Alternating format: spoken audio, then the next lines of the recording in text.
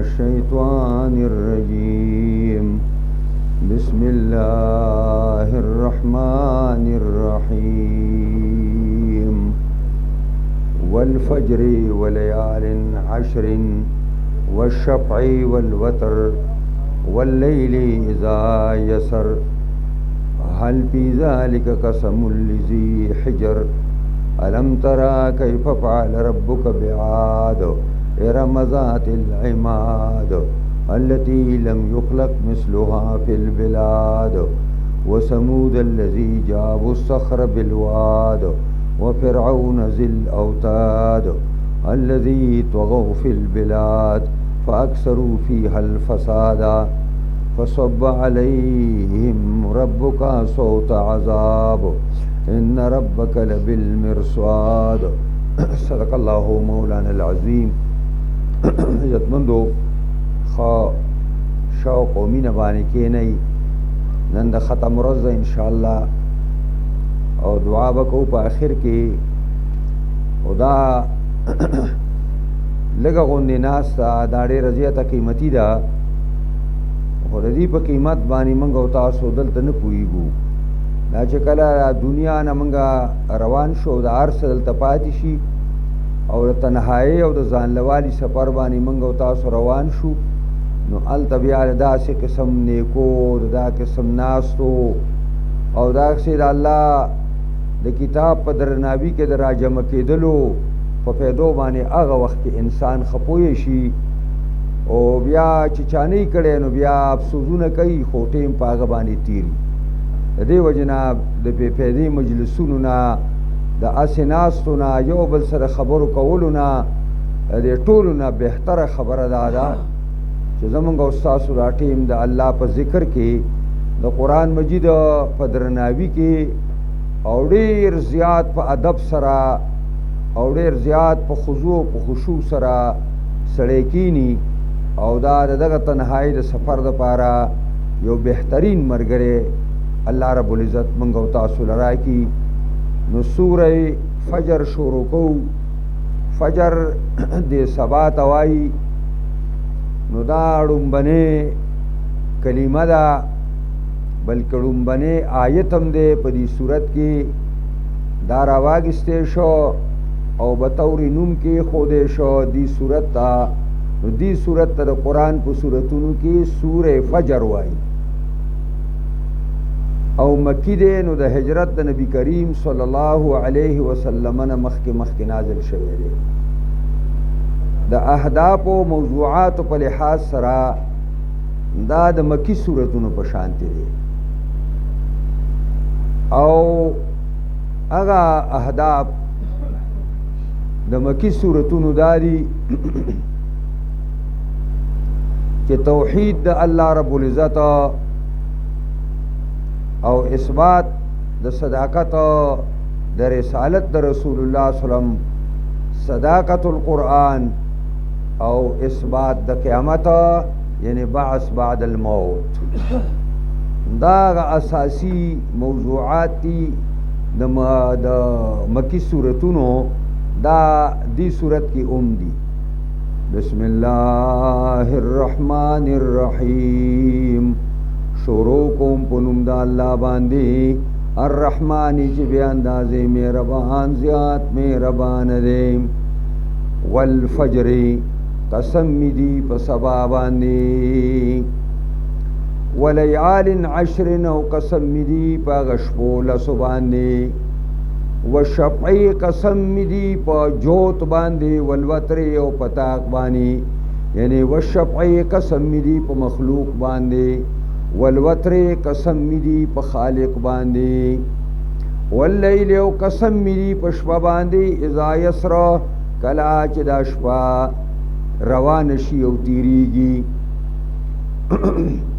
الله چې په مخلوق باندې قسم خوري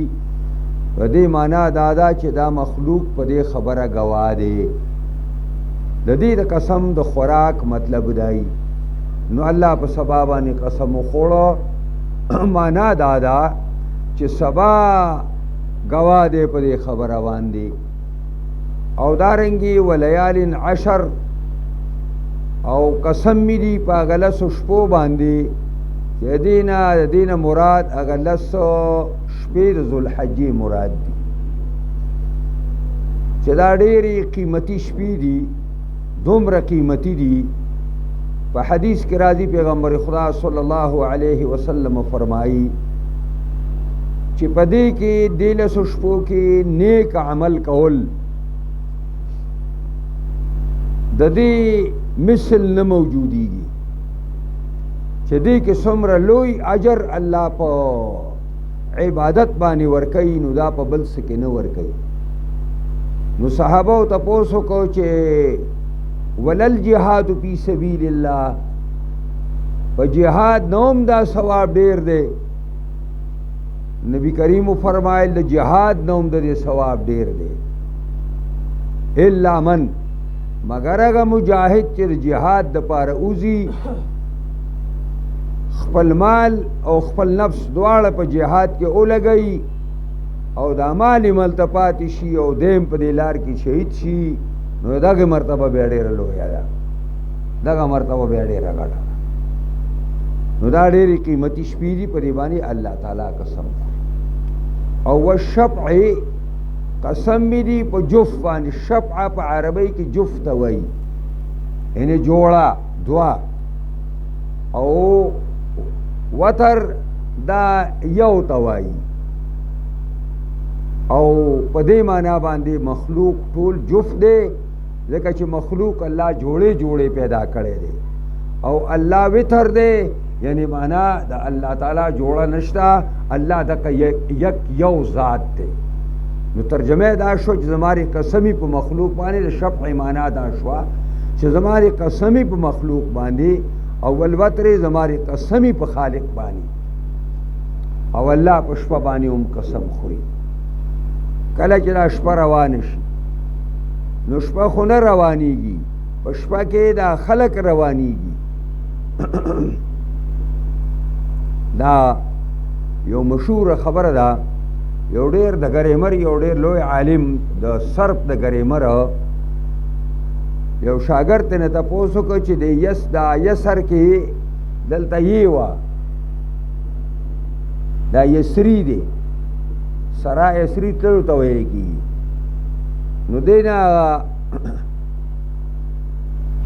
یې چرته لاړه ده نو هغه ورته چې ته به زما یو کال به خدمت کوي به درته وي اوس خو مونږه د طالبانو ته پر سپیمو کې د علم ورمنډو او مفت ورمنډو چې هلکه د علم دروالی د علم دروالی کار کول خو ډېر خبره ده او څوک نه قبلې یو کال خدمت غریب وکړ نو کال پسې ورته ویل چې طالبه اصل کې قرآن وی قسم می دی شپه چې دا شپه زی نو شپه خو نه زی دا خلق پر شپه کې روان دي نو څنګه چې دا معنا الټه ده نو دا رنګې د دې نه دا یم دقسې بې قانونه لرې شوې ده پوهېږې پرې باندې سوال او جواب هم ډېر کمزوري خو تاسو هسې دا ما ښودله چې استادانو دپاره په یو یو ټکي باندې شاګردانو یو کال خدمتونه هم کړي دي هل فی ذلک قسم لذی حجره آیشتره پری مذکور کی قسم د پاره د خاوند عقل حجر عقل توای د حجر خپل معنا منع ده او عقل ته ځکه منع وای چې دا انسان عقل من انسان دا عقل د ګندګونه د ناکاره عقیدونه د ناکاره عملونه د ګناهونو نه د بيدینونو نه هغه بچاو کوي نو په دې وجه باندې قرآن فرمایل اشترے پری مذکور کی قسم د پاره د خاوند عقل الم ترى کیف فعل ربک بعاد نګوري ته اے پیغمبره یا د قرآن د قرآن تلاوت کوونکی او کتونکی او مطالعه کوونکی ته نګوري کیف فعل ربک بعاد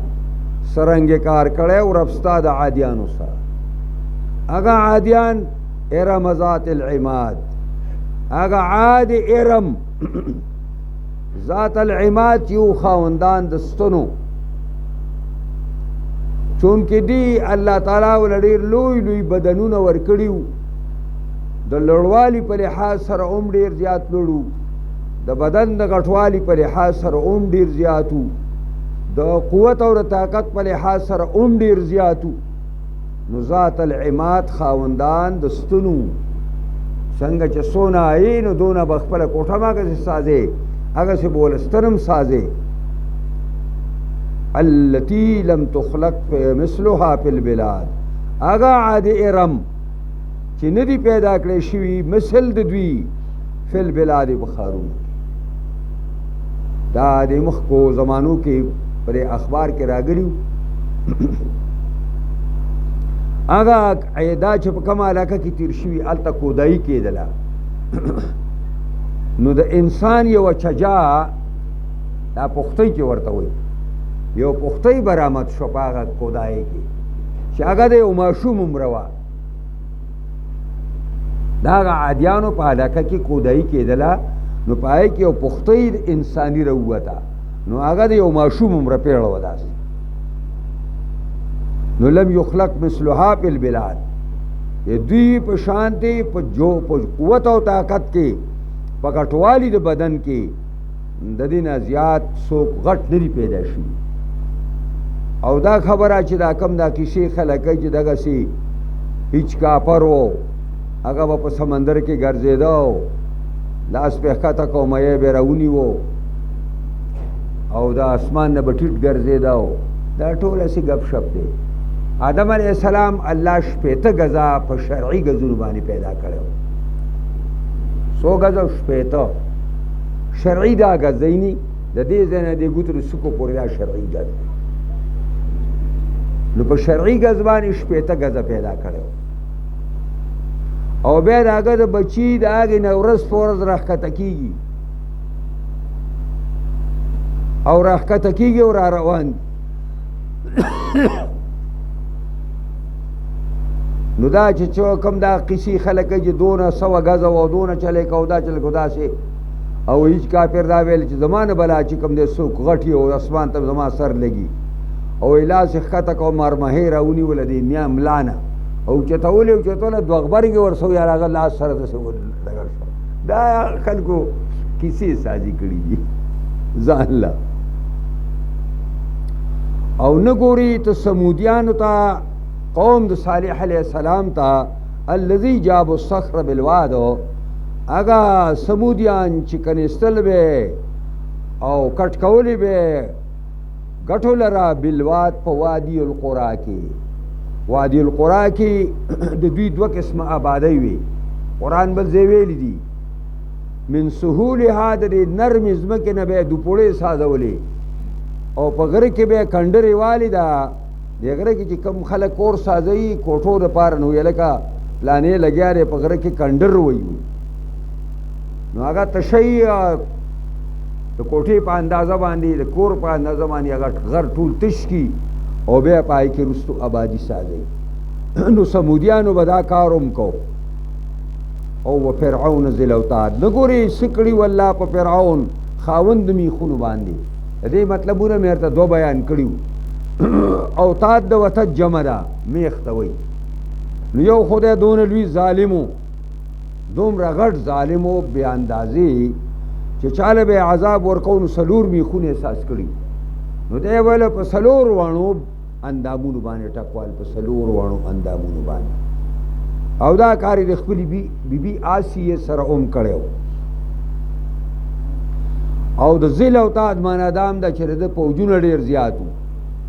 چې د چا پوج ډېري نو د هغه تنبوان هم ډېري او چې تنبوان ډېري نو پړي ډېري او چې پړي ډېري نو د هغې دپاره موږي د اوسپنې موږي هغې له خلک ښه کوي دا شامیانې چې تاسو راوړئ الذي طغوا فی البلاد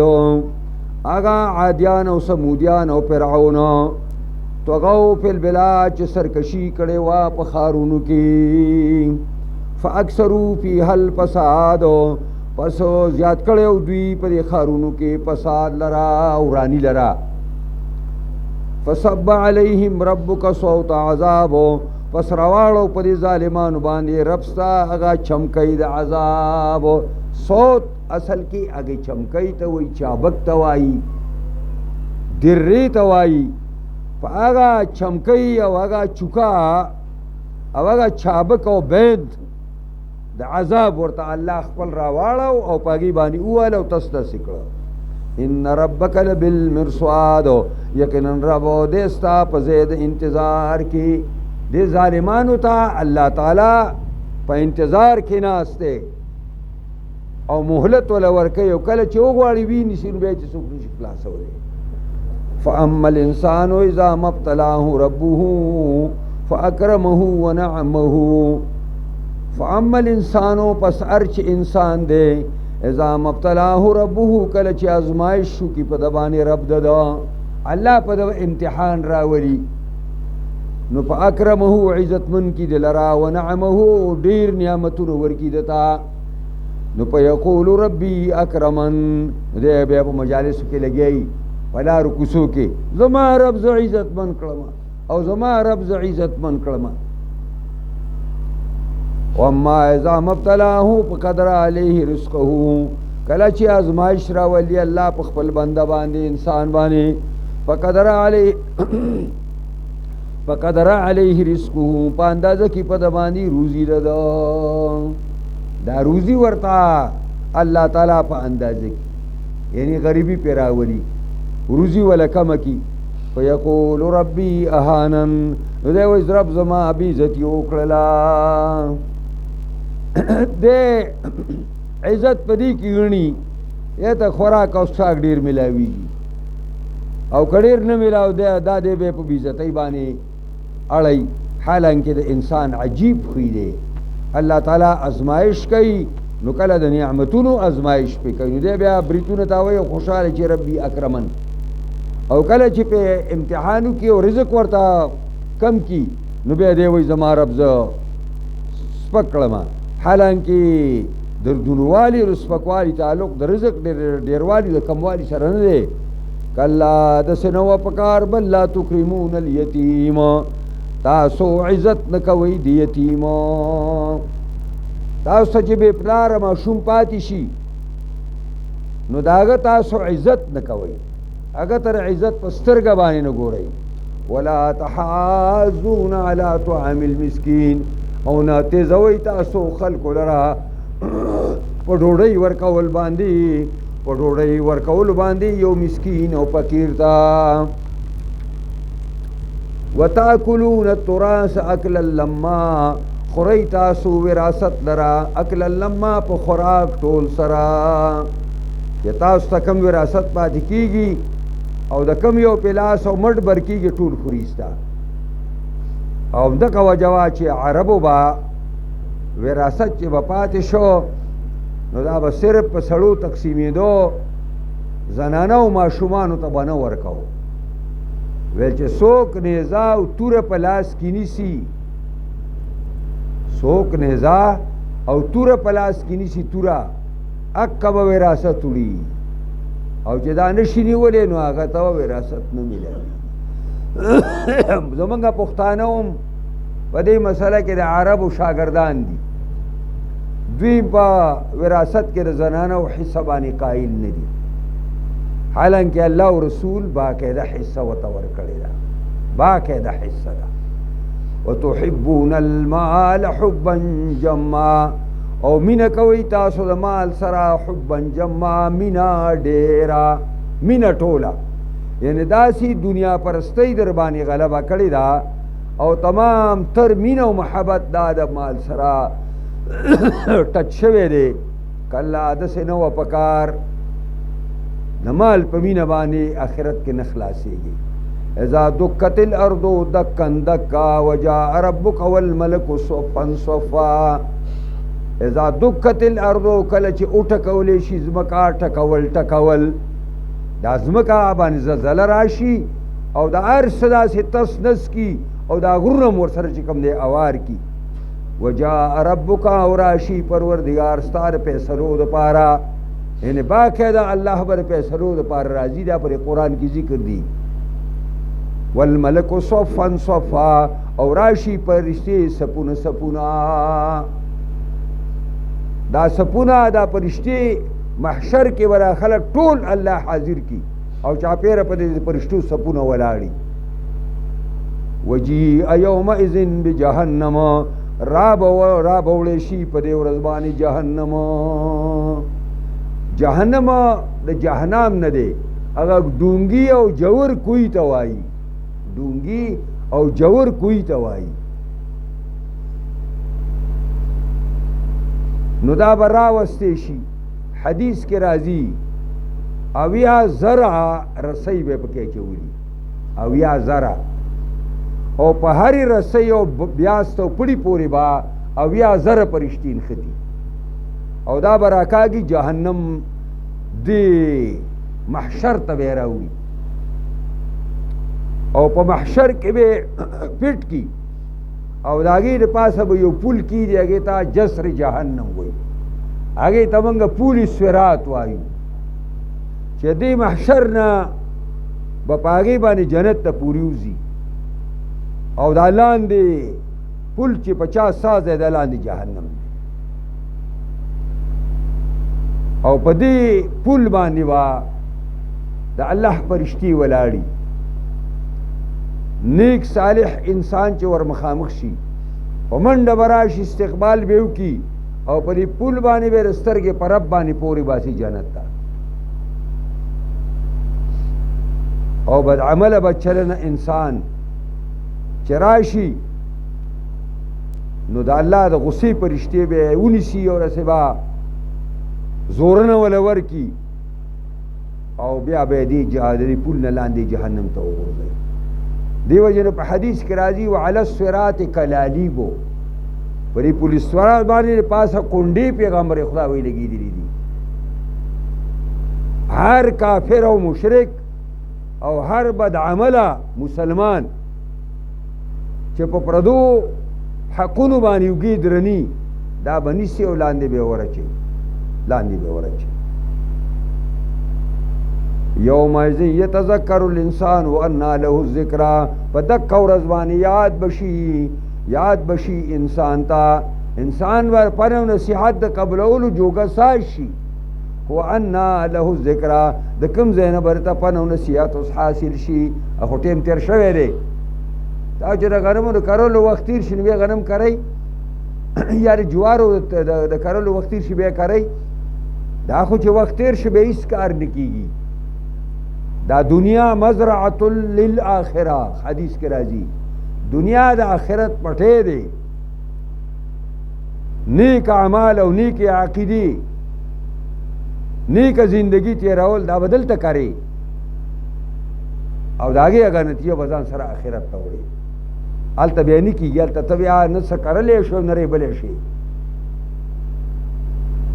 دا دنیا دار العمل دے او آخرت چې کوم دی نو هغه دا بیا د هغې عمل د نتایجو کور دی چې تا ته به دالته میلاویږي یقول یا لیتنی قدمت لحیاتی وای به دا انسان یا لیتنی افسوس دی ما لره قدمت لحیاتی چې وړاندې کړی ما د دې زندګۍ دپاره هاي کاشکې چې دا کومه زندگی میں اوس دا او دا لماته په نظر خراب راځي کاش کی چې دې درست کولو کار می په دنیا کې کړی وی ښه عقیده د توحید او ښه عمل په طریقه د محمد مصطفی باندې می کړی وی فیومئذ لا يعذب عذابه احدنا په دې ورځ باندې عذاب به ورنکي په شان د عذاب د الله یو تنه په دې ورځ چې به الله کوم قسم عذاب ورکوي دا عذاب بل څوک نشي ورکولی ولا یوثق وثاقه احدنا او نه تړل کولی شي یو تن وثاقه په شان د تړلو د الله باندې دا مجرمان دا خپې او لاسونه دا باندې سټ ته ور ټول اوتړي او د یو بال په شکل باندې بیا مخکې قرآن کې تیر شو یدعون الی جهنم دعا دا پلته باندې به وی لکه بال چې خلک پلته باندې وهي او رغړی به دا و جهنم ته کسي پریوزي یا ایتها النفس المطمئنه اے نفسا اطمینان حاصل ان کیا، اے غ نفس چتا اطمینان حاصل کرے دے، ارجعی الی ربک اے راضیتا مرضیہ، واپس شخپل پروردگار تا راضیتن پدا سی حالت کے چی تب خوشحالی مرضیہ تب خوشحال کڑے شوی، فدخلی پی عبادی فدن نشا زما پنیکانو بندگانو کے، او ودخلی جنتی دن نشا جنت زماتا۔ بسم اللہ الرحمن الرحیم، لا اقسم بهذا البلد وانت حل بهذا البلد ووالد وما ولد لقد خلقنا الانسان في كبد ايحسب ان لن يقدر عليه احد۔ سورہ بلد شروع کو، بلد خار تا وئی عربی کی خار تا بلد وی، او دلتا دا البلد نا مراد خاص خار دے چی اگا دا مکی معظمی خار دے، پدی بانی اللہ قسم کھوئی، او دا راواگستے شو دی صورت تا بطوری نوم کی خودے شو، سورہ بلد خاریے والا صورت، او مکی دے دا حجرت رسول اللہ صلی اللہ علیہ وسلم نے مخی نازل شوے دے، اہداف و موضوعات مؤقد مکی صورتونو دی چی توحید و رسالت و صداقت القرآن او اثبات باس بعد الموت ثابت اول کئی۔ بسم اللہ الرحمن الرحیم، لا اقسم بهذا البلد، دا لام اصل دی کلام نخیستا قولو دا پار ذکر کئی، کنی دا لام زائد دی مانا دادا، زما دی قسمی پا دی خار باندی، کم خارو دا مکی خار، اللہ وی دا دی مکی پر خار میں قسمی، وانت حل بهذا البلد، او یقیناً تا نازل دن کے اسی دن کے پا دی خار باندی، تم پا دی خار کے اسی دن کے، دا حل بهذا البلد مانا مفسرینو دام کردی دا چی تا پا دی خار باشندئی، تا پا دی خار کے اسی گی، نو دار دی خار یو بل اعزاز دے، چی دا زینت المکان بالمکین دے، چی دا جناب رسول اللہ صلی اللہ علیہ وسلم اولو العظم پیغمبر، دا تمام پیغمبران خلاصا دا سی اولوی شخصیت پا دی خار کی اسی گی، نو دا آغا دا عزت دا دوہراولو ڈیراولو دا پارا یو بل سبب شو، ووالد وما ولدو، او قسم می دی پا ہر پلار باندے، کدا والد نخاص پلار لنو آدم علیہ السلام، ووالدن او قسم می دی پا آدم باندے، وما ولدا او قسم می دی پا آغا ٹولو بچو چی آدم زیگولی دی، او کعامیلی نو قسم می دی پا ہر پلار باندے،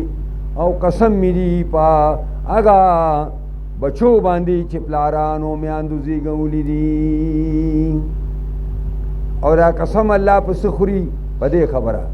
لقد خلقنا الانسان فی کبدنا،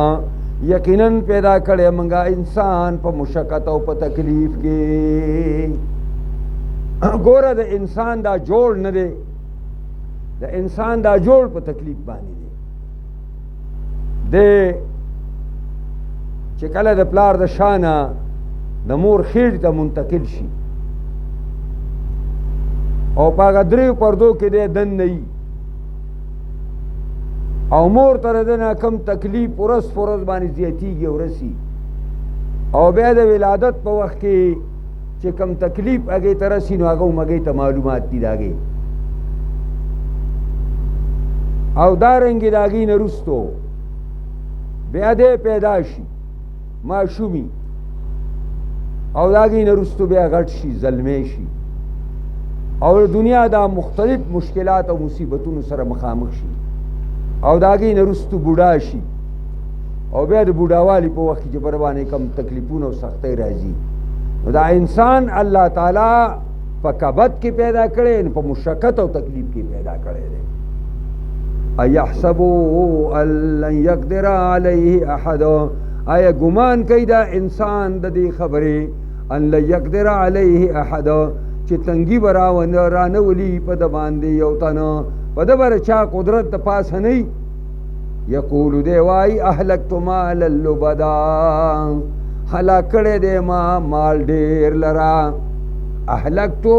هلاک کړی څه نه وایي چې انفقتو هلاک کړی مې دی مالن مال او دولت لرا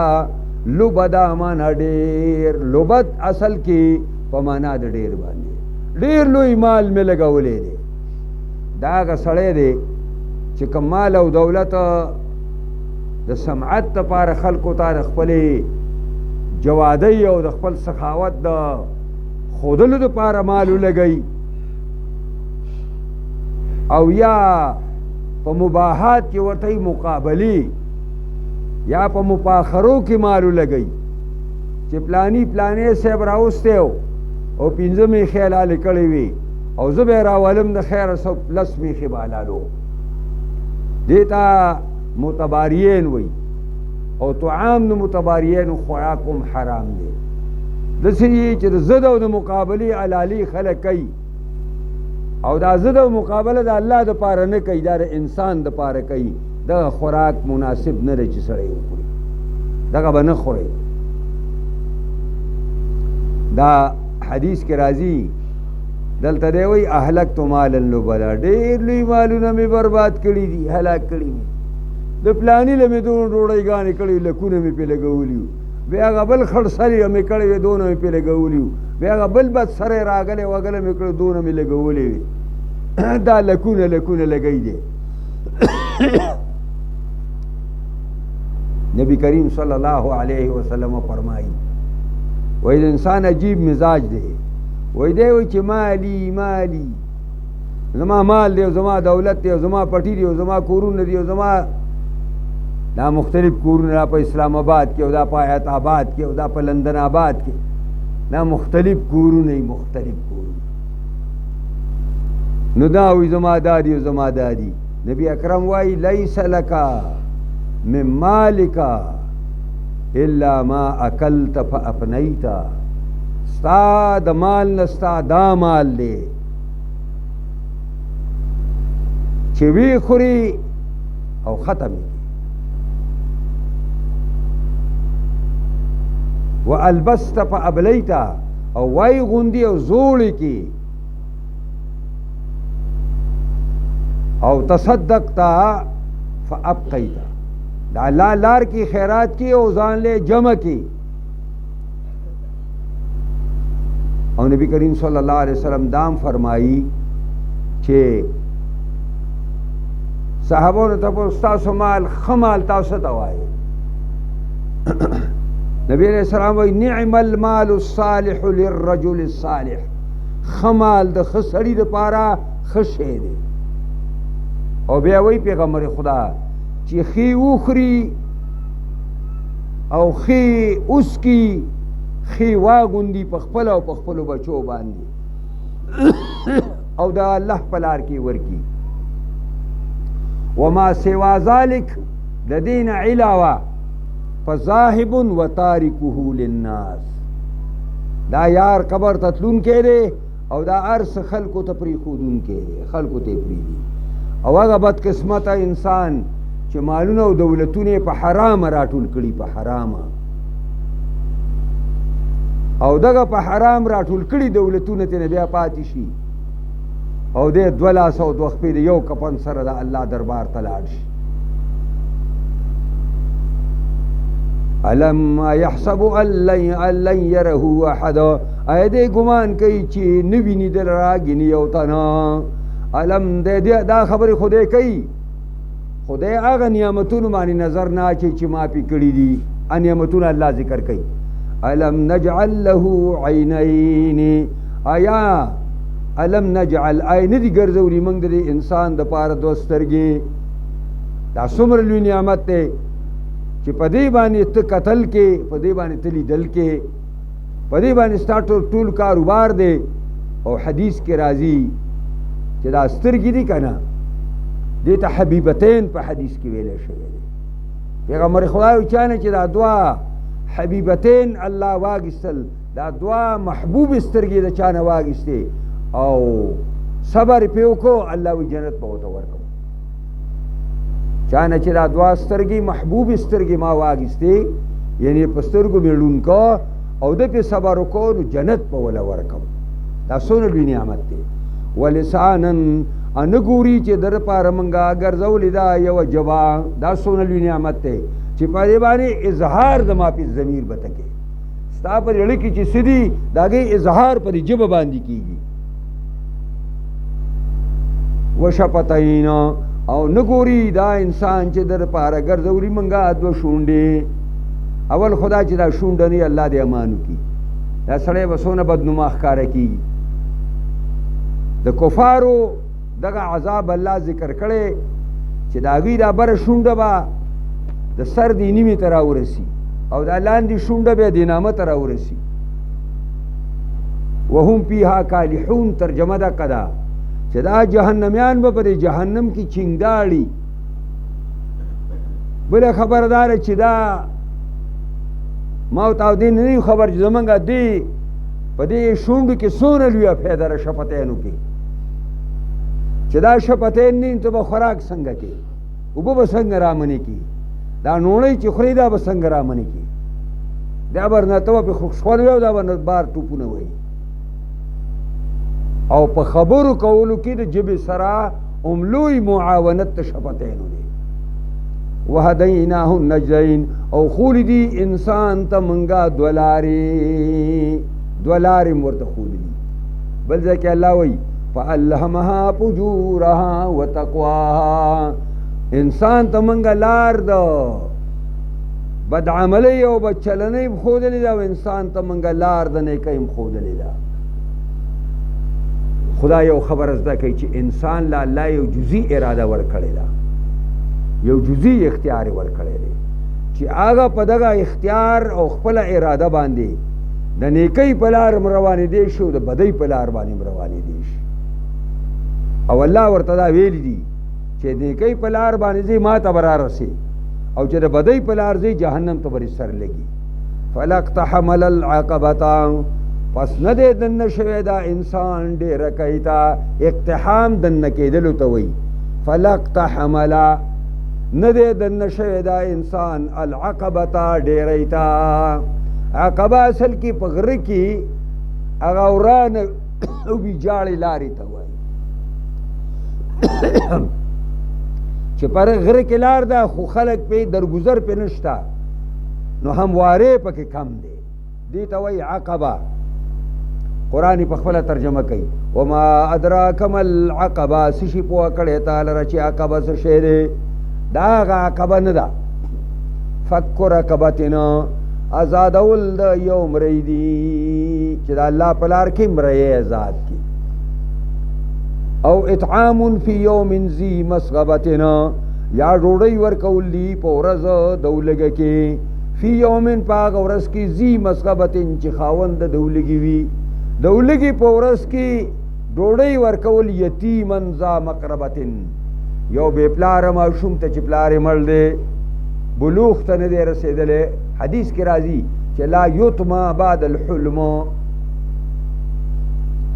وړوکی هلک دی که جنۍ ده چې بلوغ ته ورسېد بیا ورته یتیم نه ویلی کېږي یتامت یې دې وخته پورې چې دی نابالغه دی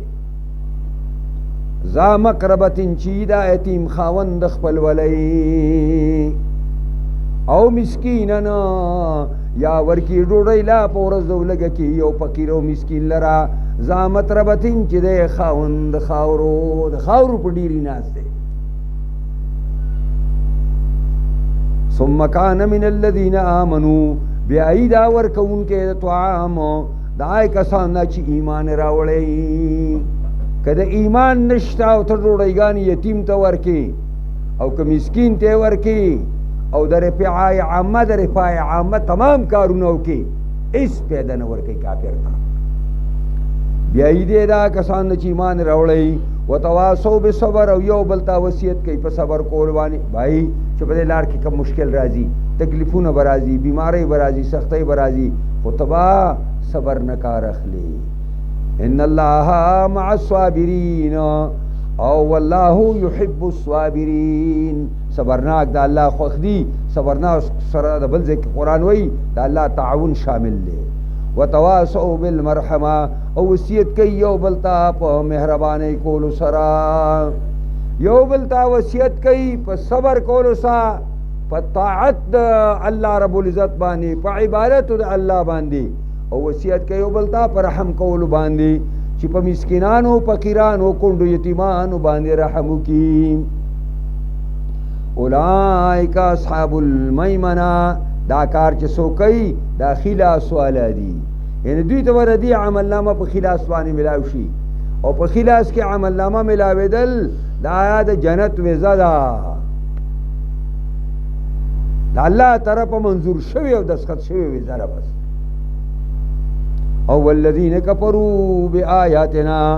کسانو چې انکار کړي زمونږ د آیاتونو نه زمونږ آیاتونه نه مني څنګه نه مني وایي دا د الله آیاتونه نه دي یا د الله آیاتونه دي خو زمونږ باره کې نه دي دا ورچا په باره کې راغلي نمبر 3 د الله آیاتونه دي او زمونږ په باره کې دي خو موسم تیر شوی دی زاړه شوي دي اساطیر الاولین دي العیاذ بالله هم اصحاب المشأمه دا بد قسمته مرګري د ګس لاس دي یعنی دا بد قسمته دي چې دوی ته بر دوی عمل نامه په ګس لاس ملاوي او په ګس لاس کې عمل نامه ملاوېدل دا جهنم ته تللو ویزه ده علیهم نار مؤصده ایبا په دې جهنميانو اورو مؤصده سرپوخ کړی شوی الله رب العزت به جهنم تواچي او دا سبه ور پسې دا دروازې را بندي کی او سیل به کی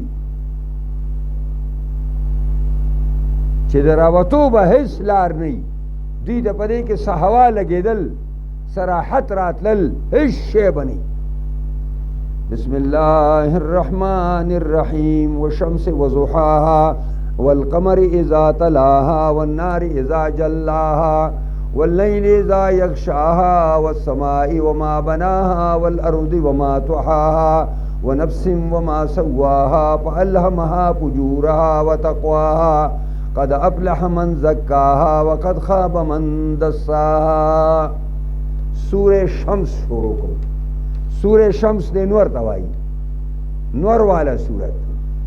د نور په نوم باندې په قرآن کی سورت تے سورة شمس دا یو ډیره لویه قره ده د الله په قراتو کې لویه قره ده هنداره د ځمکې نه څو چنده اوس هم غټه ده او دا هم الله تعالی زمونږ دپاره مسخره کړې ده او الله په کابو کې راوستې ده په دې کې زمونږ هزارها فیدې دي الله په دې قسم خوري والشمس قسم می دي په نور باندې وضحاها او پرانا د دې نور می د قسمی الله وایي یعنی معنا دا ده نور گوا دی او د نور دا روشنی او د نور دا شعاع گوا دی والقمر او قسم می دی په قره قمر باندې په سپومۍ می د قسمی دا یو بل لویه قره عظیمه ده اذا تلاها کله چې رستو راشي پر نور پسې تلا یتلو چې د تلوې نشي نو رستو راتلو ته ویلې کېږي او تلا یتلو چې تلاوت نشي نو لستلو ته ویلې کېږي نو وشم والقمر قسم می دی په سپومۍ اذا تلاها کله چې رستو راشي په نور پسې والنهار او قسم می دی په ورځ باندې اذا جلاها کلا چرنا کی دی فضا لرا دا ورځ لګي او دا فضا رڼا کی واللیل اذا یغشا قسم می دی پشپا اذا یغشاها کلا چې تیار کی دی فضا لرا والسماء وما بناها قسم می دی په اسمان وما په غزاد بناها چې د اسمان احساس کړي دی چا احساس کړي الله نو قسم می دی په اسمان وما په غزاد بناها چې دا اسمان احساس کړي دی والارض وما طحاها او قسم می دی په ځمکه باندې وما په غزاد طحاها چې د ځمکه خوره کړي دا ونفس وما سواها او قسم می دی په روح او په هر نفس باندې می قسمی وما سواها او په غزاد چې برابر کړي دی د نفس لرا فالهمها پس الهام کړي دی الله د نفس تا فجورها دغه ناکارې لارې د ده وتقواها او د پرهیزګارۍ د لارې د دواړو لارو الله ورته الهام کړی دی ورته ویلي او بنده اینې دا دوه لارې دي دا یوه د نیکۍ ده او بله د بدۍ ده چې نیکۍ په لار ځې درنه خوشحال یم او د بدۍ په لار چې روانېږي درنه خفه یم او دې وخت کې انسان له جزي اراده الله ورکړې چې دی په خپل سوچ او فکر باندې انتخاب د فجور د لارې یا د تقوا د لارې کولی شي او په دغه جزي اراده باندې الله مؤاخذه کوي او په دغه جزي اراده باندې الله ثوابونه ورکوي قد افلح من زکاها یقینا کامیاب دی هغه څوک چې پاک کي خپل ځان لره هغه انسان کامیاب دی چې خپل نفس پاک کړ د سنې پاک کړ د بدو او ناکاره عقیدو نه پاک کړ د بدو عملونو نه پاک کړ د بدو معاملو نه پاک کړ د رذیلو اخلاقو نه پاک کړ د فحاشۍ او د عریانۍ نه پاک کړ دا سړی کامیاب وقد خاب من دساها او یقینا نامراد دی او خراب دی تاوانی دی من دساها چا چې ککړ که خپل نفس په ګناهونو باندې دساها معنا ککړول ترجمه ده چې دا خپل نفس ککړ کی ګندې کی عقیده گنده کی عمل گنده کی معیشت گنده کی معاشرت گنده کی سیاست گنده کی قد افلح من زکاها یقینا کامیاب دی هغه څوک چې ځان پاکو یقینا نامراد او ناکام دی هغه څوک چې ګندې کړ لرا او د هغې یو نمونه تاسو ته ښیي د هغې یو جلک تاسو ته ښیي چې کم خلک خپل نفس ګنده کې څنګه وایي لکه سمودیان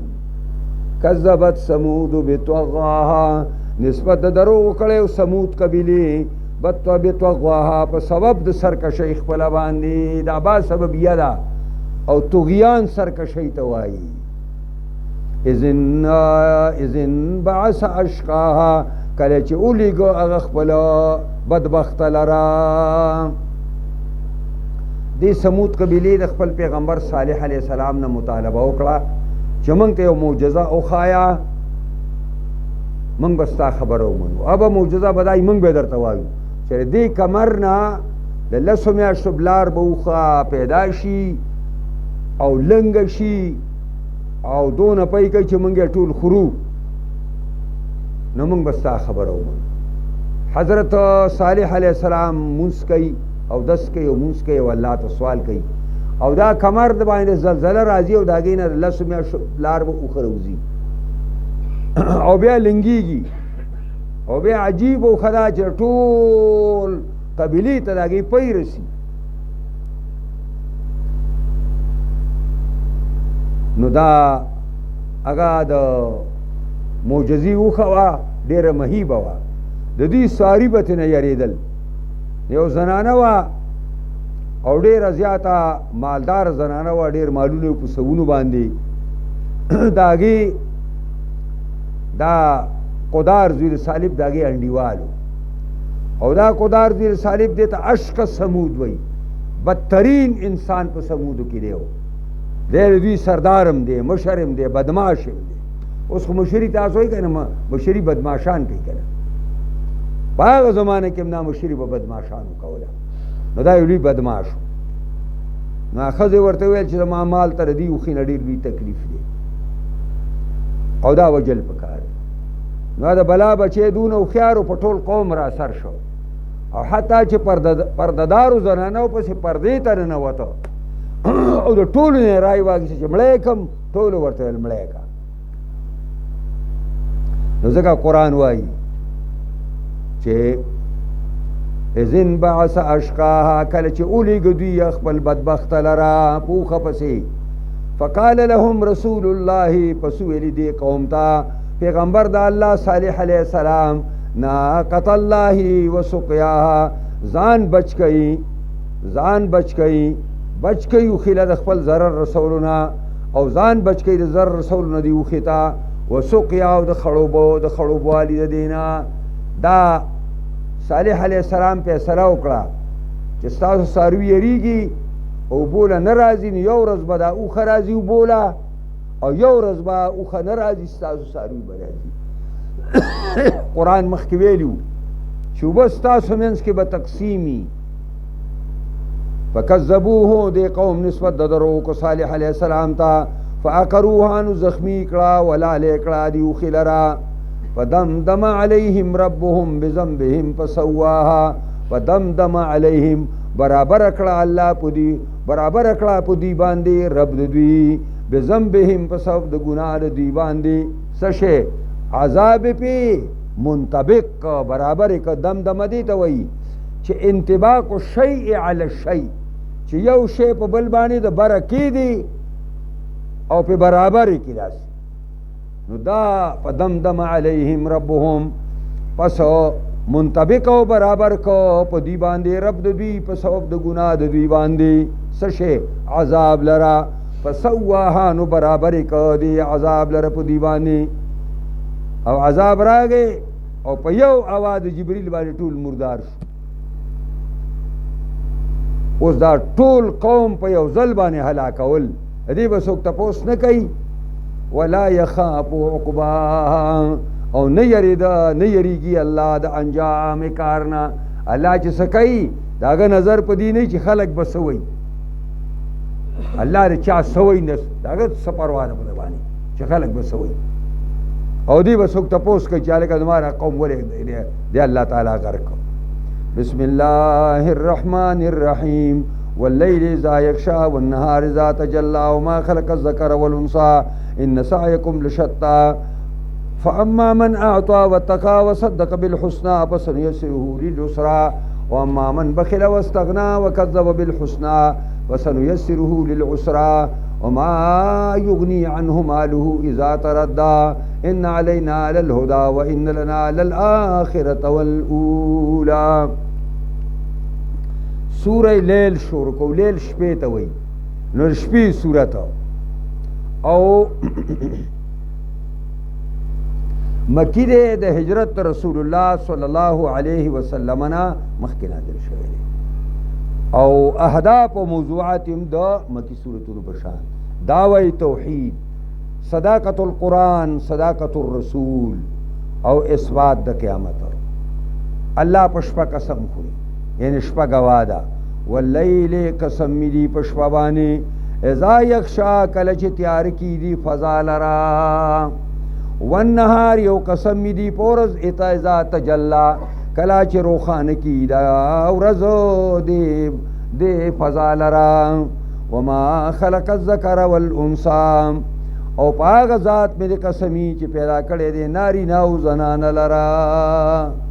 پر ټول مې قسم قسم په سخري ان سعيكم لشتى یقینا دې عمل تاسو پراګندا سعی اصل کی کوشش ته ویل کیږي عمل ته ویل کیږي او شتا د شتون او د شتیتون جمع ده په معنا د مختلف او متفرق باندې او تفصیلی دا دی فاما من اعطى هغه څوک چې ورکړه کوي د الله اطاعت او تابعداري کې ځان ورکی د الله په تابعداري کې خپل مال ورکی واتقا او ځان بچ کی د خلاف ورزي د الله نه وصدقا بالحسنى او تصدیق کی د کلمې پاکي لا اله الا الله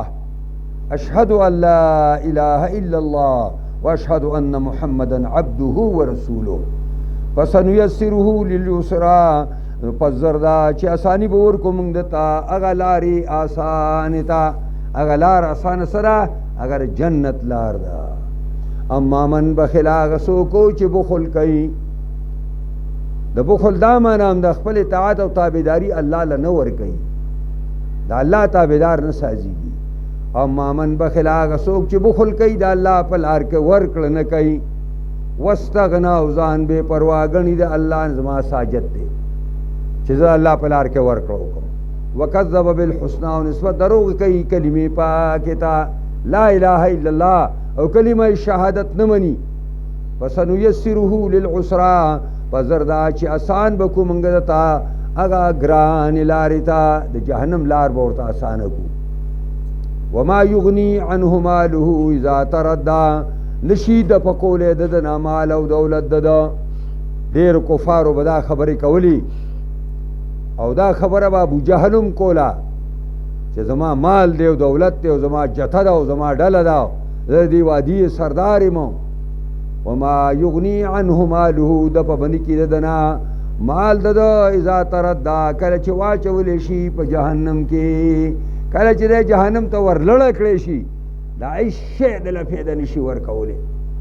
ان علینا للهدى یقینا خالص په موږ باندې لار ښوول دي حق ته رسول دي وان لنا للآخرة والاولى او الله وایي یقینا زموږ دپاره آخرت هم دی والاولى او دنیا هم ده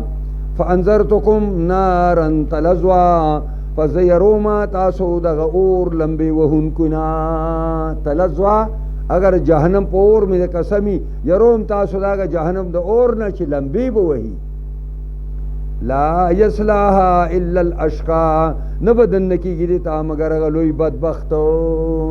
د جهنم ته به څوک راځي کم چې په انسانانو کې لوی بدبخته دی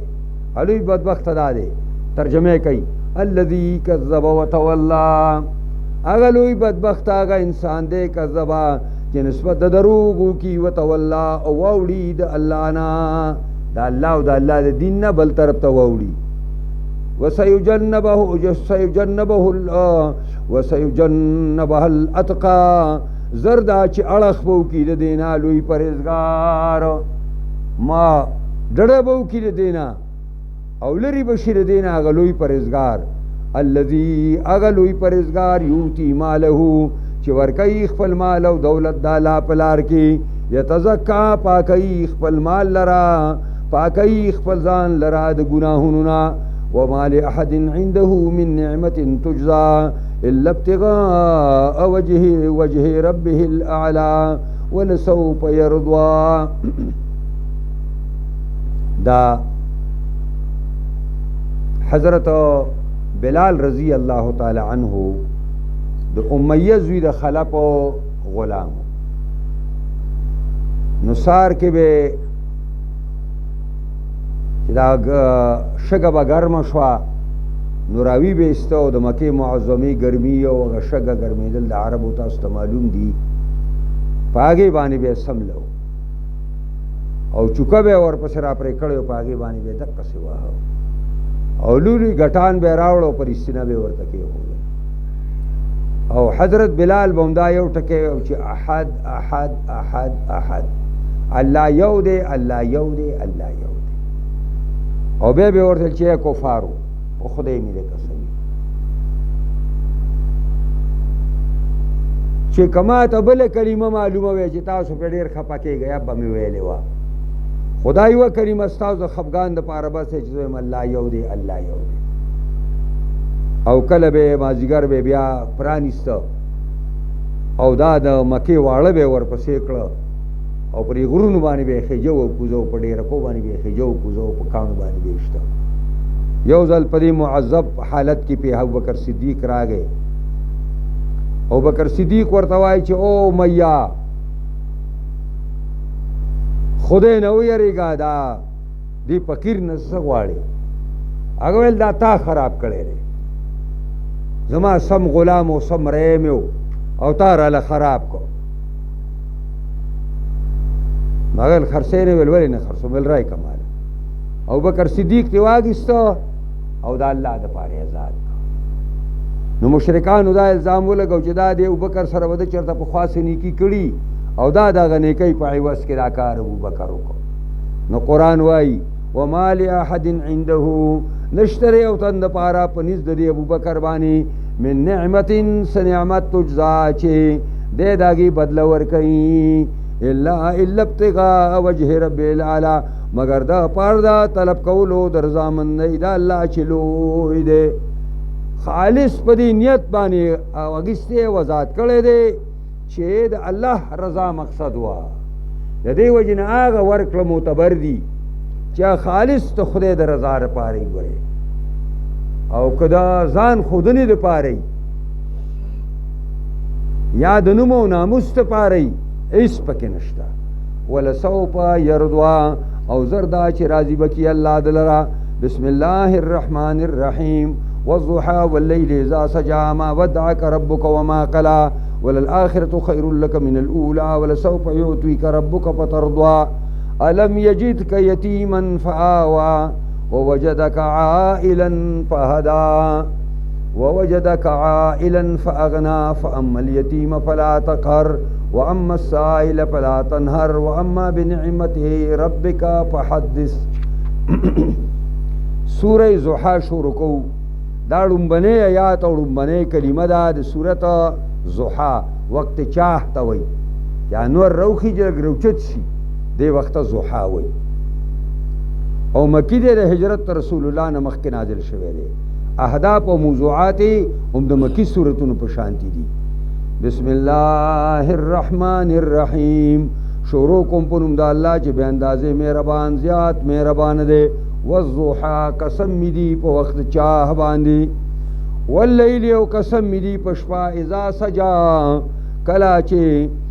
چې د شپه تیار کی کلک کی خپل رڼا لرا اذا سجا استحکم ظلامه. ما ودعك ربك وما قلا ندی پرخی تعالی رستا رب وما قلا نیتا سر بغس کړی دی.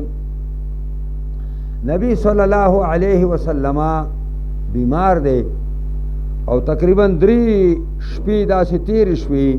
چې جبریل ولا خواله نه راځي. نو د چاچی دا رستو به سوره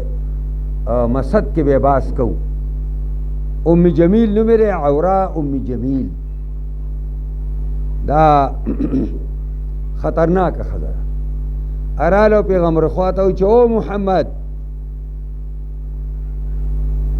ما تخکاری استاغه شیطان ته پرې خو دی استا شیطان تعالی خواله ناراضي. نو دا صورت نازل شو.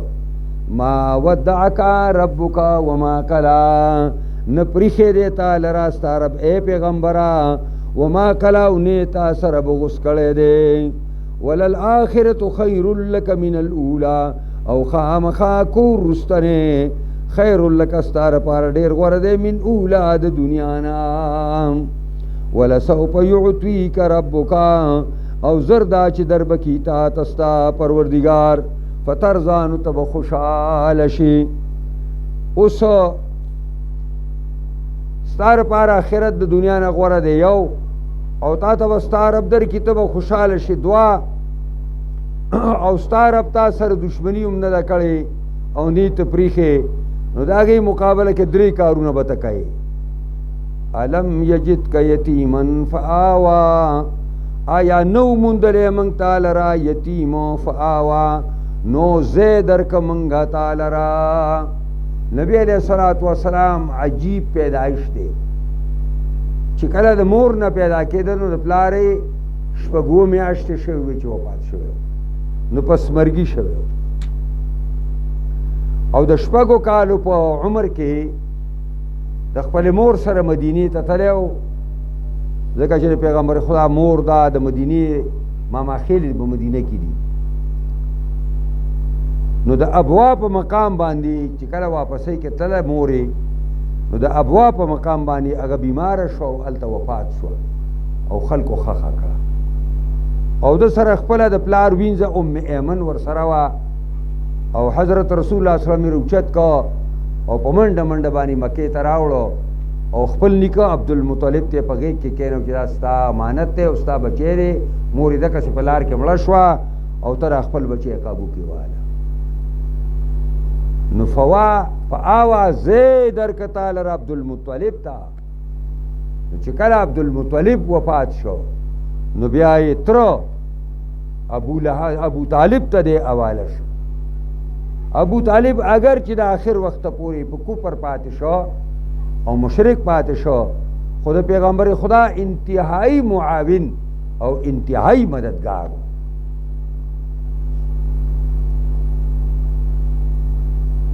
او بیا حتی چې په دې کې بیا بلوغ ته ورسېدو بیا ورته الله پیغمبري ورکړه. علم یجدک یتیما فآوا ووجدک ضالا ای نو مندلې منګه تعالی را ضالا معنا متحیر حیران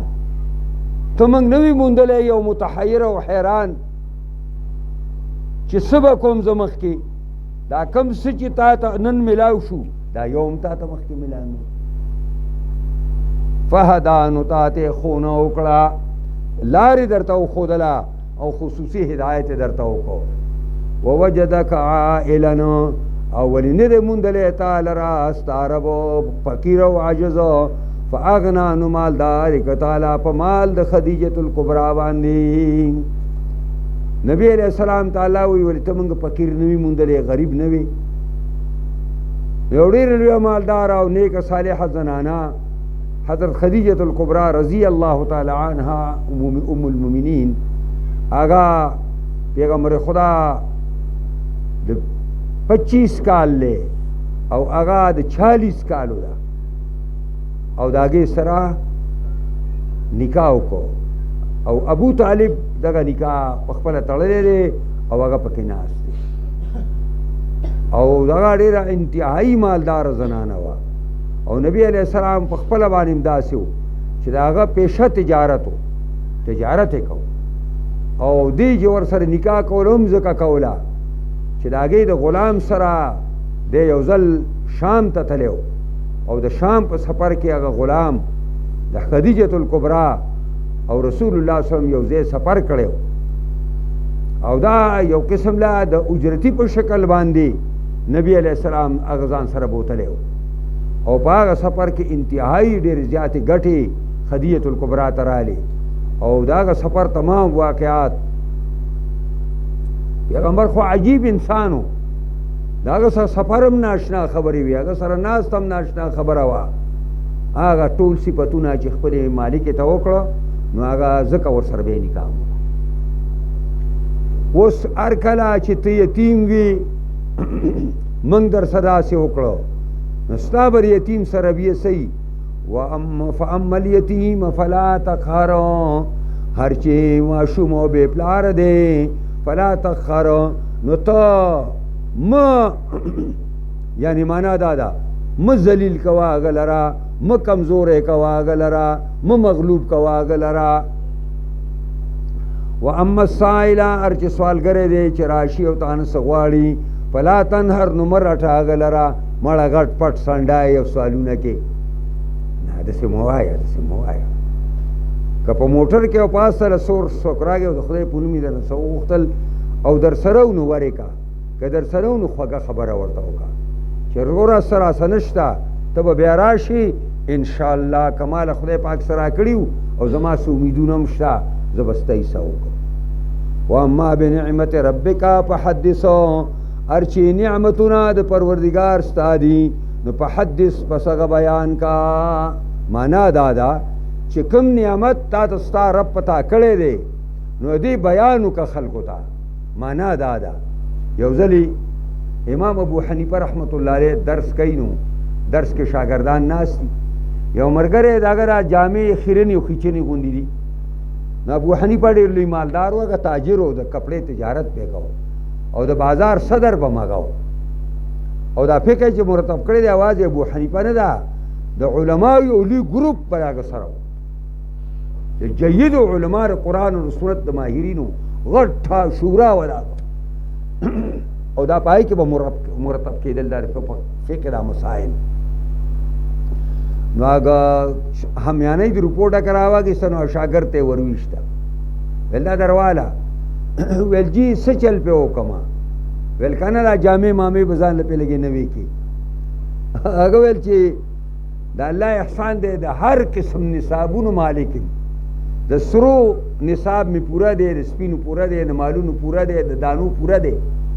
بهر لحاظ خو نه ور چې دا الله بندا و اما بنعمت ربک فحدث به خدای نعمت بیان خو کا کنه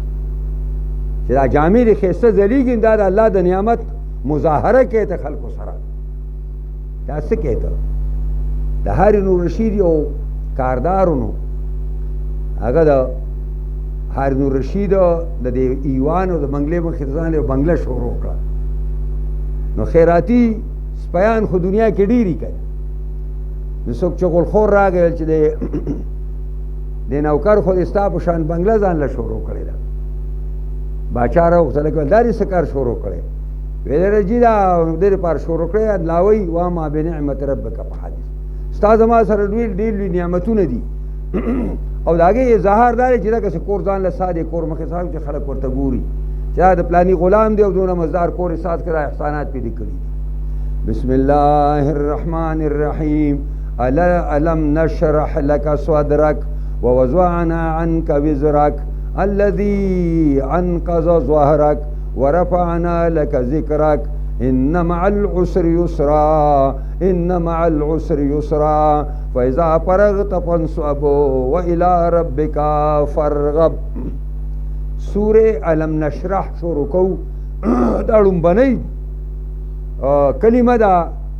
دا منګه راواګستا او دیتا به توري نوم کې خدای شو سورة ألم نشرح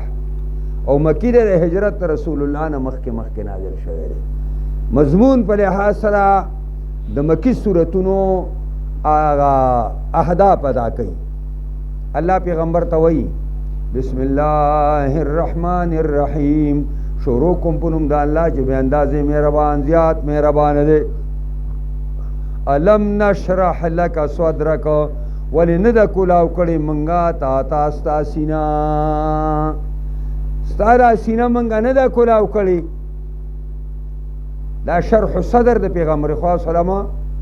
دا تقریبا 2-3 ځله شوی روایاتو د حدیث کې راځي ووضعنا عنك وزرك او ایښی دی منګه ستانه هغه بوج لره الذي هغه بوج انقض ظهرک چې ماتولی شا ستا لره دا کوم بوجو چې د نبي علیه السلام شای ماتوله او الله ترېنه لرې که نو هغه دغه ترک اولا چې ورته وایي د نبي علیه السلام نه ګناه نه ده شوې ګناهونه د پیغمبرانو نه نه کېږي پیغمبران د ګناهونو نه معصوم دي دلته د وزر نه مراد هغه ترک اولا دی لکه نبی علیه الصلاة والسلام چې کله بدر غزا سر ته ورسوله او کم اویا کسان د قریشانو په قید کې رالل نو صلاح د ابوبکر سره وکړه هغه ورته د قوم خلق دی معافق او فدیت والا حضرت عمر سره صلاح کوله ویل خدای دشمنان دي د الله او د رسول او د مسلمانانو د مقابلې لپاره بدر تر کافرو سره راغلي دي د بني عدي هغه ماته حواله کړه چې سرونه ته پرې کما او دی حمزه ته ووایه چې د عباس نه سر پرې کي او د دې ورېرونو نه د عقیل او د پلاني او پلاني نه نبی علیه السلام ابوبکر صدیق ته وایي چې ابوبکر ستا مثال د ابراهیم علیه السلام دی ابراهیم علیه السلام وی په من تبعنی فانه منی ومن عصانی فانک غفور رحیم رب زما خبره چې او منلم دا زمانه دی چې زما خبره او نه منلم ته غفور رحیم او موسی علیه السلام ته استا مثال د نوح علیه السلام دی چې کله قوم خبره او نه منله نه نیم سوه کاله تبلیغ یې وکړه او خبره بیا هم نه منله نو ویل رب لا تذر علی الارض من الکافرین دیارا انك ان تذرهم يذلوا عبادك ولا يلدوا الا فاجرا كفارا بهرحال فیصله ده ابوبکر صدیق پرای وشوه سار عمر وی زرالم پیغمبر خدا هم جاړي او ابوبکر صدیق ما یې د الله پیغمبر راته وایي که جړه خبرې چې وجاړم کنی ځان به جړغونې کم وایي ما ته چې کیسې پرېږده خو که عذاب راغلی نو ته قدرې به بچ شو مونږ ټولو په کیسه ویو یعنې ستا د رای احترام قرآن وکړو چې ما کان للنبي ان یکون له اسرا حتی یسخن فی الارض د پیغمبر دپاره دا مناسب نه دی چې دی قیدیان ساز کي حتی چې دی خونریزي وکړي پر ځمکه کې د کافرو پر وینو باندې ځمکه داسې خړوب کړي هله د بیا قیدیان سازوي نو دا دغه وزر یې درکړو چې فدیه یې واخیسته دغسې په ډېرو مسایلو کې لکه نبی علیه السلام ځان باندې خپله وینځه حرامه کړې پرون سبق کې چې تیر شو ګبین یې په ځان باندې حرام کړی دې ته ترک اولا وایي اولا پیغمبر ډېر غوره کار پرېږدي او غوره وکړي دا په هغه ګناه حسابېږي ورفعنا لك ذکرک پورته کړی ستا دپاره مونږه یاد ستا څنګه دا یو کافر دی د نبی علیہ السلام زوی قاسم چې کله وفات شو ماشوم نو هغه کافر ویلی چې بس دا دفتر دی یعنی میراث دی میراث نو بس چې دی مړ شو نام و نشان بیا ختم شي نو الله پاک پیغمبر ته وایي ورفعنا لك ذکرک پورته کړی مونږه تا دپاره ستا نوم د ټول نه لویه خبره دا ده چې په کلمه طیبه کې د الله د نوم څه د پیغمبر نوم دی لا اله الا الله محمد رسول الله وګوره ورته په کلمه شهادت کې ورسره نوم دی هر خطیب هر مقرر چې هغه کله پاسی خپل تقریر ته خپل خطبه ته نو د الله د نوم سره پیغمبر نوم مخلي په هر منبر باندې او د هر د عزت په ځای باندې د پیغمبر خدا نوم نمایان دی ابتر بستا په شانتی کافری چې مړ شوی نو بیا به څوک تپوس هم نه کوي نو ورفعنا لك ذکرک دا معنا ان مع العسر یسرا یقینا سره د تنګۍ نه اساني ده ان مع العسر یسرا یقینا سره د تنګۍ نه اساني ده دا د اصول یو قاعده ده چې معرفه معاد شي معرفه نو دا ثانی عین اولی او نکره چې معاد شي نکره نو ثانی غیر وي د اول نه العسر او العسر معرفی دي نو العسر چې دوباره ذکر شو نو دې معنا دا شو چې یو عسر یو سختی او یسرن یسرن دا نکره ده نو دا چې معموعات شي نو دا دوی حسابیږي نو معنا دا شوه چې مؤمن ته الله تعالی وویل چې مؤمنه په تا به د یوې سختۍ سره دوه راحتونه راځي چې کله په تا یوه سختي راځي نو تعالی به الله له د یوې سختۍ په عوض کې دوه اسانۍ به درکوي تعالی فاذا فرغت فانصب اے پیغمبره کله چې فارغ شي د دعوت د کار نه کله چې د دعوت د کار نه فارغ شوي د دعوت الله د کار نه نو فانصب ځان ستړی کا په عبادت کې او دا معنا ده فاذا فرغت کله چې فارغ شو د مانځه نه کله چې فارغ شو د عبادت نه نو فانصب بالدعاء ځان ستړی کا په دعا کې په دریو ټیمونو کې الله دعا قبلوي په دریو ټیمونو کې نن هم یو ټیم را روان دی انشاءالله کېدای شي الله زموږ استاد سوالونه قبول کړي په دې کې درې ټیمونو کې الله سوال قبلوي یو د قرآن د ختم نه وروسته دویم د فرض مانځه نه وروسته د فرض مانځه نه وروسته او بل فی جوف اللیل المظلم د تورې شپې په دې منځ کې چې راپاسي او تنې تنه او خلکو د پراته او دسو کې یو دوه رکعاته منځو کې او الله تعالی خپل ګناهونو په باره کې وجاړي دا دعا الله قبلوي وإلى ربك فرغب او خالص خپل رب ته فرغب مینه وکړه د الله دین طرف ته د الله دیدار طرف ته د الله جنت طرف ته ځان کی مینه پیدا کا بسم الله الرحمن الرحیم والتين والزيتون وطور سينين وهذا البلد الأمين لقد خلقت الإنسان في أحسن تقويم ثم رددناه أسفل سافلين إلا الذين آمنوا وعملوا الصالحات فلهم أجر غير ممنون وما يكذبك بعد بالدين أليس الله بأحكم الحاكمين دا سورة 3 شروع کو 3 انذر توای نو ذکر د 3 دی مراد نه مقامی 3 دی او مکی دی نو د هجرت رسول الله صلی الله علیه وسلم نا مخک نازل شوه دی او تعلق هم د مکی زندګۍ سره دی بسم الله الرحمن الرحیم شروع کوم په نوم د الله چې به اندازې مهربان زیات مهربان دی والتین قسم می دی په انځر باندې والزیتون او قسم می دی په خونه باندې بعض علما د تفسیر وایي چې ذکر د تین دی او مراد نه هغه ځای دی چې کوم ځای کې دا په کثرت سره کیږي او زیتون ذکر د زیتون دی د خونه ونه او مراد ته هغه مقام دی چې دا پکې ډیر کیږي لکه په دمشق کې دا انځر ډیر کیږي او په شام کې چې کوم دی نو دا دغه دا خونه ډیر کیږي نو زما د قسمی په دغه مقاماتو باندې ځکه چې دا وروسته دواړه مقامات دي نو چې دین مقامات واګستې شي نو ډیره به خوندناکه شي و طور سینین او قسم می دی په طور سینین غر باندې طور د غر نوم دی هغه غر هغې ته طور وایي چې هغه د اونو نه ډکي او میوهدارې ونې هم پکې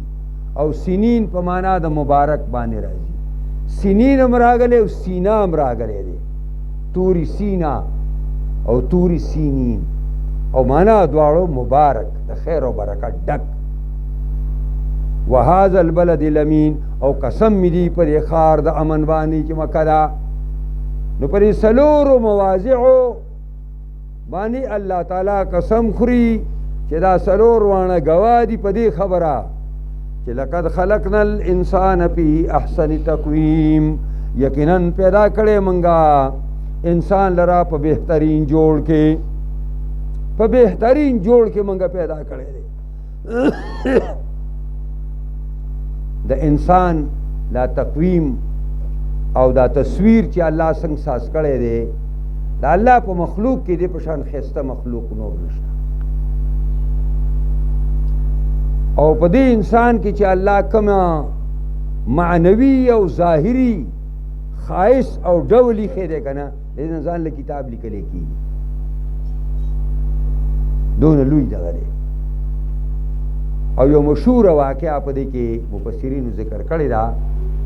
هغه دا ده چې دغه د منصور په مرګرو کې ابو عیسی په نوم باندې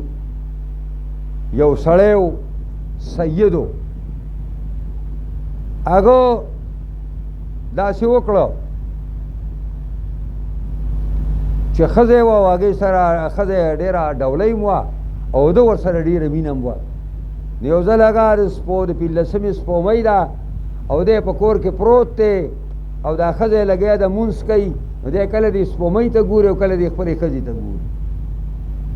نو داسې په چپه کې راغی چې که ته د دې سپومۍ نه ښایسته نه په مارې طلاق یې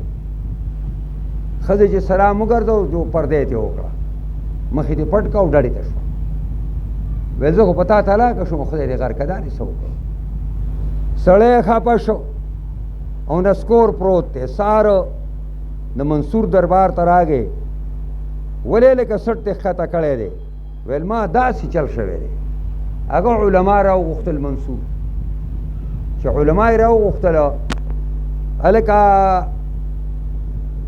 بیګا دې سړي خبره کړې ده دې صاحبزاده صاحب او دا یې ویلي مسلې حل راوباسئ ټول ویل طلاقه شوې ده چېرته سپومۍ او چېرته د ښځه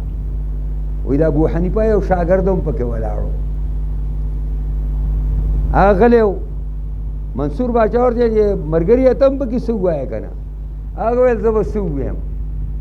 الله قرآن کې وایي چې لقد خلقنا الانسان فی احسن تقویم انسان مې په یو بهترین جوړ کې پیدا کړی دی د انسان وړه ډولې هېڅ شی نشته د خدای په مخلوق کې سپومۍ ته وګوره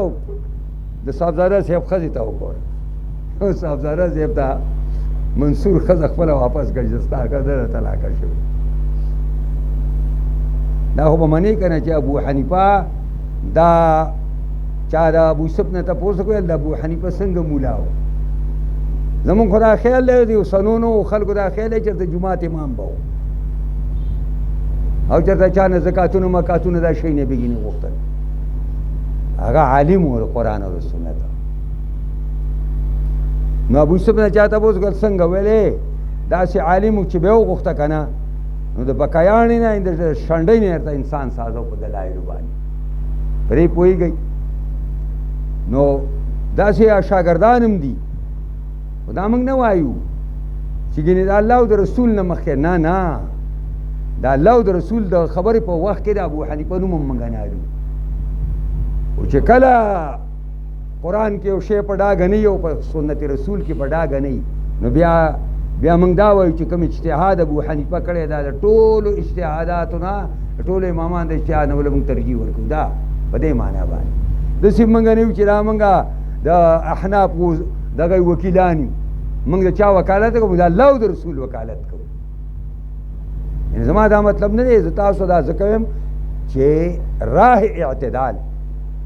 شاه ولی الله یو کتاب لیکلی دی الانصاف فی المذاهب، الانصاف فی المذاهب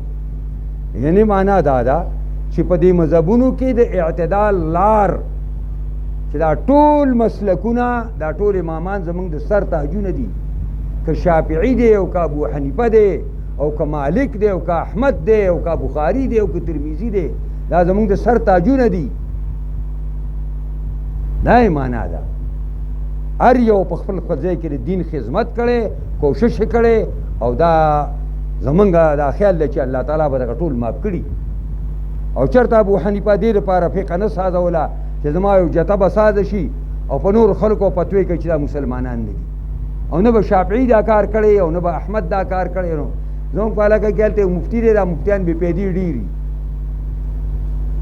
نو ښه مفتیان به مې زه بې پیدې مفتیان یادوم.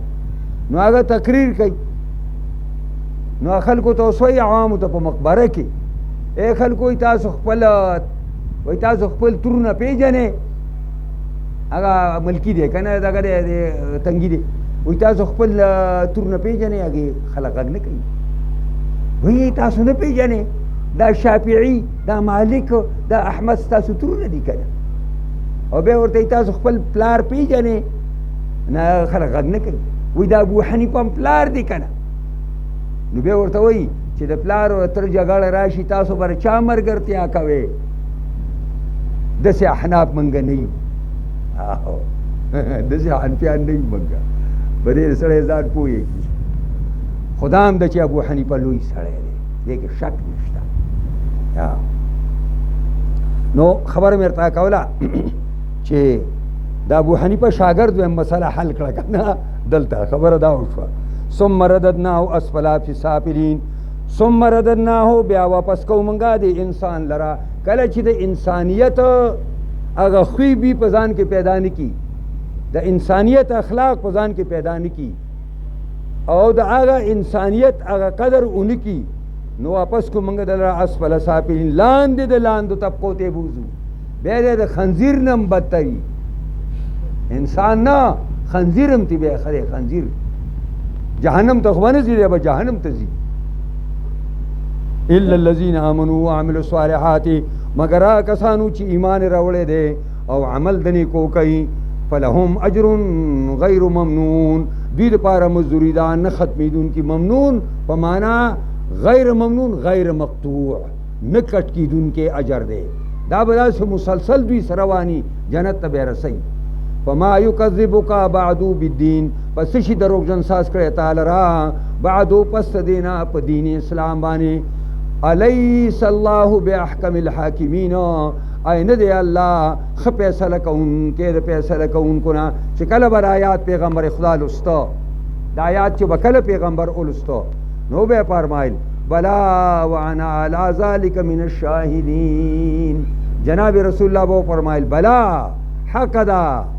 د الله غوندې احکم الحاکمین په شان څوک فیصله کوونکی نشته.